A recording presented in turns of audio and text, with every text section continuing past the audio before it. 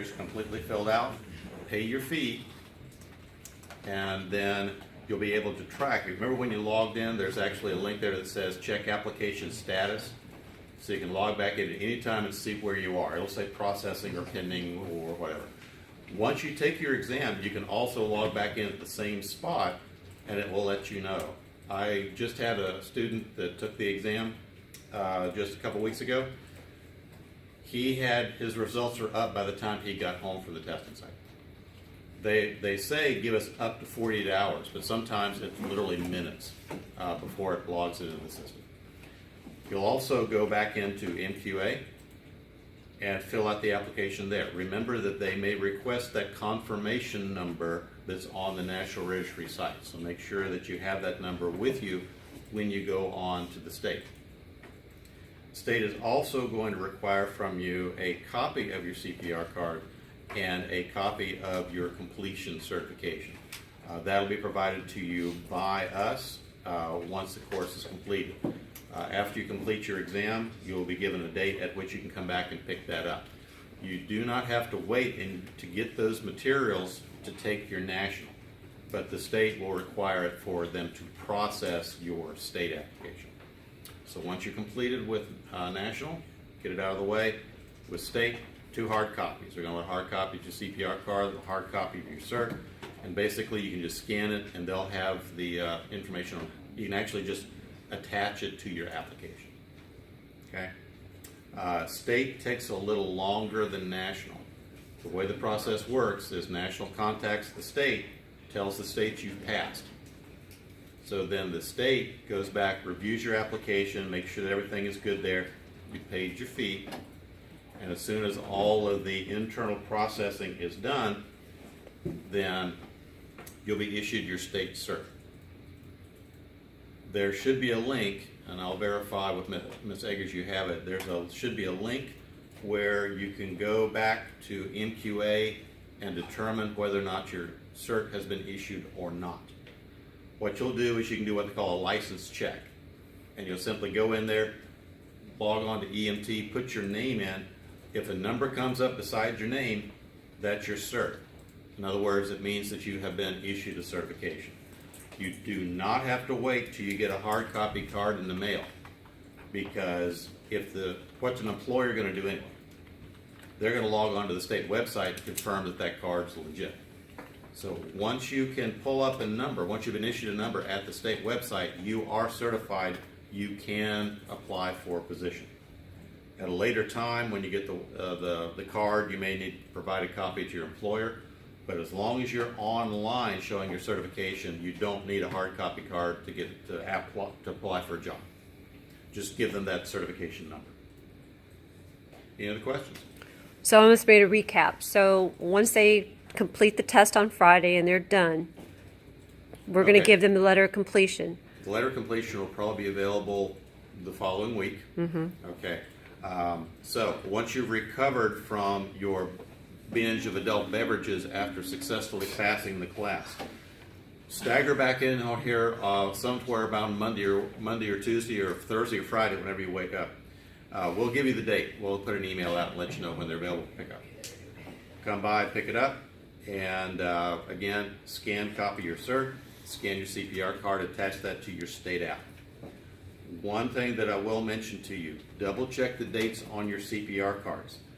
If they expire within 30 days, National may not accept them, because they want to make sure that your cert is current past the time you've taken the exam. If your card is not going to be current at the time you take the exam, they will not allow you to take the exam.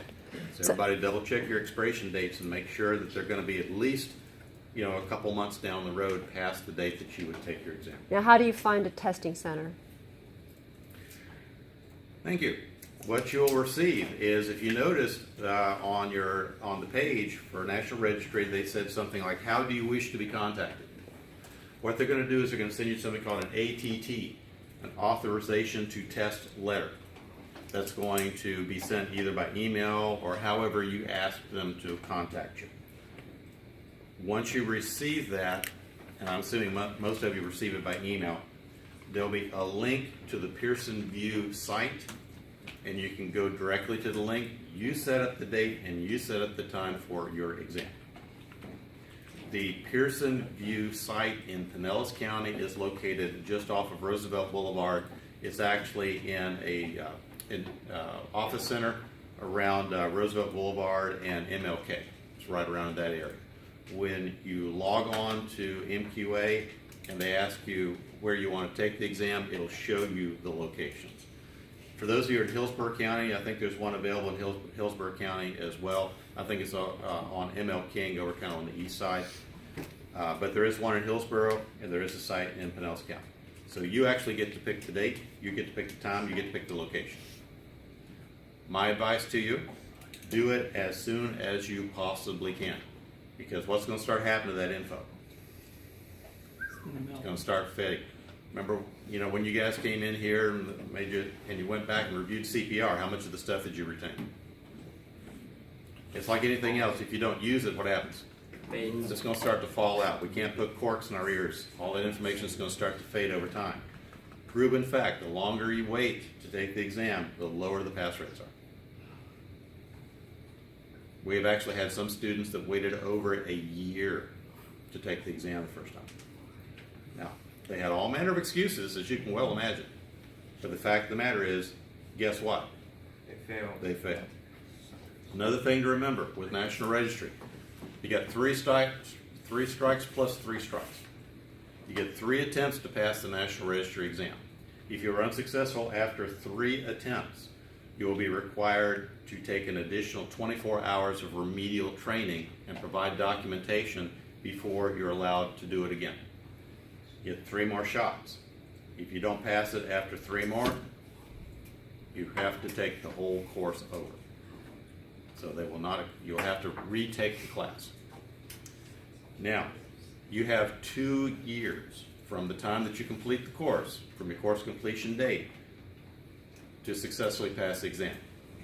If you do not successfully pass the exam within 1 year, you'll be required to repeat all of your psychomotor lab skills in a testing center. There's 7 stations. You'd have to repeat 7 psychomotor skill stations in front of a evaluator in order to be qualified to retake the exam. The reason for that is simple. Are your psychomotor skills, your hands-on stuff, is that going to have a sell-by date? And if you have not practiced anything in a year's time, how rusty are you going to be? So even though you may pass the written exam, they want to make sure that you've retained your skill set to where you can still walk into a job and function. We do provide that service here at no additional charge. If you're a graduate of this program and you have to take a psychomotor exam, we will provide it here at no additional charge. Other places charge between $250 and $300 to retake your skills. So, we certainly don't want you to have to come back and take them. We want you to be able to finish it within the year time. I will tell you, it's not always your fault. We actually had a couple graduates that were reservists, and they ended up getting activated. And as a result, they weren't able to meet their year window. But again, it wasn't their fault. They got called up. So again, National Registry, we got our apps done today, correct? Okay. Once you complete the class on Friday, you can go ahead and fill out the rest of your National Registry app, pay your fee. Next week, on the date that we provide you, you can come in and pick up your letter of completion or certification. You're going to take that and your CPR card, scan it, attach it to your application for the state. As soon as National Registry processes your application, you'll receive your what? Your ATT, authorization to test letter, which you must take with you to the Pearson site. Please read the letter. It will state on the letter what IDs are acceptable for you to come in. They require at least 2 forms of photo ID. So they'll have a list of what is acceptable IDs when you go in to take the test. Okay. There is a video on the National Registry site that talks about what to expect at the testing site. But if anybody's ever been at a testing site, you know how it works. They verify your identity. Everything comes out of your pockets. Everything gets secured in a locker. You walk into a station, they log on to the test for you, and then you would take the exam. As I said, the system is pretty good. They will probably have the results of your exam available within 24 hours. But as I said, I actually had a student that took it just a few weeks ago, and literally he had the results in his email before he got home from the test site. But again, that's not a guarantee, but it certainly can happen. If there is check the site. If they say that there's an issue, we're pending paperwork from the program, we're pending paperwork from X, and that's why we're not processing. Let us know, and we'll see what the issue is. Right now, the process works pretty good because now the state has separated the exam process from the state process. In other words, it used to be that the state had to get your application and approve it before you could take the national. Now it's completely separate. You can go ahead and take the national. You do not have to wait to get approval from the state to do so. And that's cleaned up a lot of the administrative problems we've had in the past. So you can log on to National Registry. Again, check your application status and it'll say whether you pass or not. With MQA, once you've done all your paperwork, you can do what they call a license review, and in order to see whether or not your card has been issued yet. They will not send you anything stating that unless you're waiting for the snail mail to send you the letter. No. One thing to remember, big envelope you pass, little envelope you fail. So keep in mind, when I took it back in my day, it was a minimum of 90 days to get your results. That was a lot of long, lonely walks to the mailbox, people. I can tell you that. And you wanted what? You wanted the big envelope. If you got the little envelope, it started with the words, "with regret." Now, that being said, if you, God forbid, you don't pass on the first try. First of all, does that mean anything about what kind of clinician you're going to be? No. No. It says what kind of test taker you maybe are, but it says nothing about how you take care of patients. Here's what's going to happen. When you open that letter, when you get past those two words, read the rest of the letter. It will give you a complete breakdown of your scores on the exam by module. So you'll know what sections you passed, what sections you almost passed, and what sections you just dug a hole. So the advantage there is that going to help you to know where your weak spots are and where you need to study for the next time around. Now, I don't know whether they told you this is a computer adaptive test. Are you familiar with what a computer adaptive test is? Yeah. So basically, how many questions are going to be on the test? 70 to 120. So basically, from about 60 to 120. The record so far, if you basically, bottom line, you pass the first 60 questions, you pass. But remember, the questions are rated, they're weighted differently. So the questions get tougher, tougher, tougher, and then when it thinks that you've got a good knowledge of that material, it'll bump you to the next module. But what's the bad part about it? Bumps you to the next module. Well, that's true.